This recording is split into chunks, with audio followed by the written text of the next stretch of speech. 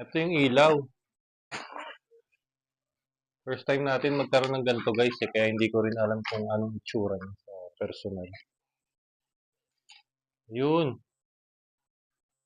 Yan. Ganyan pala siya. So ito pala yung mga ibang parts niya. No? Ito yung panlagay sa cellphone. Tapos ito yata dito. Parang ganun siya.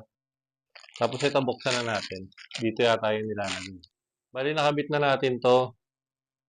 Tapos ngayon, ito kasing sa nakalagay dito. Ilalagay na. Ito may roscas siya eh. May roscas yan dito. Testing natin. So yan guys. Bali, iikot mo lang ito dito. Tapos ito yung parang cellphone holder. Para dun. Ito pala siya. Yan, yan yung maghahawak ng cellphone natin. Unahin natin dito. Tapos tsaka natin siya ilagay. Tapos ilock natin. Ito pala yung itsura niya guys kapag na-assemble mo na siya. Ito yung pindutan niya. Bawas ng ilaw. Ito yung plus. Pampalakas ng ilaw.